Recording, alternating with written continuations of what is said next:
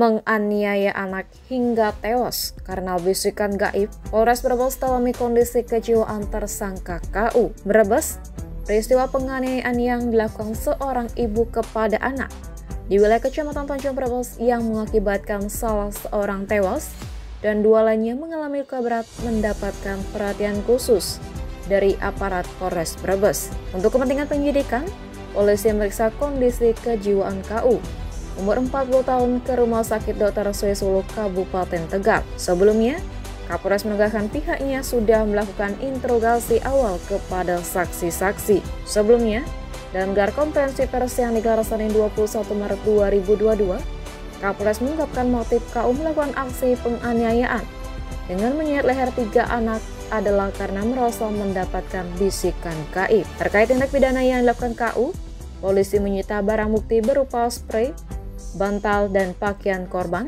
serta pisau cutter yang diduga digunakan untuk melukai korban. Karena perbuatannya itu, KU diancam sanksi sesuai dengan Undang-Undang Perlindungan Anak dengan ancaman pidana 20 tahun penjara.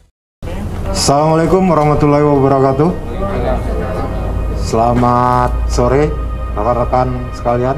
Pada sore hari ini kami akan merilis awal kejadian yang terjadi di Desa Tonjong, Kecamatan Tonjong terkait dengan kekerasan terhadap anak sehingga menyebabkan kematian dan luka berat. Untuk TKP-nya berada di Duku Sokowera. Kejadiannya terjadi kurang lebih pukul 5 pagi setelah sholat subuh. Pelaku inisial KU melakukan kekerasan terhadap anaknya 3 orang.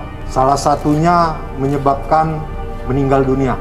Dan 2 laginya mengalami luka berat dan masih dilakukan perawatan di Rumah Sakit Purwokerto. Jadi untuk kejadian ini kami sudah melakukan interogasi awal dan pemeriksaan awal terhadap 4 saksi dan 1 pelaku. Tapi si pelaku ini pada saat kita lakukan pemeriksaan masih belum stabil dan jawabannya selalu ngelantur atau ngacau. Sehingga pelaku saat ini kami lakukan observasi di RS di Tegal selama kurang lebih 7 hari sampai 14 hari, sehingga kita tahu kondisi kejiwaannya apakah memang yang bersangkutan mengalami gangguan jiwa atau masih sehat kejiwaannya. Ini rilis awal, untuk perkembangan selanjutnya akan kami sampaikan kepada rekan-rekan semua.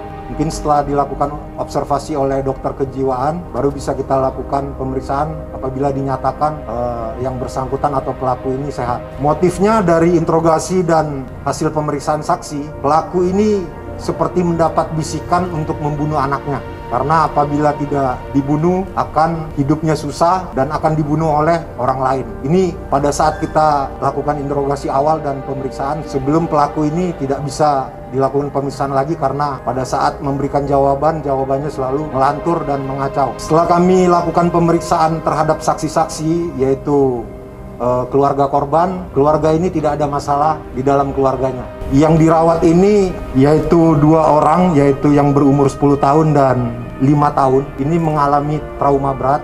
Kami sudah berkoordinasi dengan psikologi Polda maupun Mabes akan mengirim ahli psikologi untuk memberikan trauma healing kepada korban tersebut yang 2 orang. Suami pelaku berada di Jakarta karena bekerja di Jakarta. Sekarang sudah ada di rumah sakit untuk menjaga anaknya. Karena dari tidak ada di Brebes, TKP Tim Liputan dan Balijani masih melaporkan.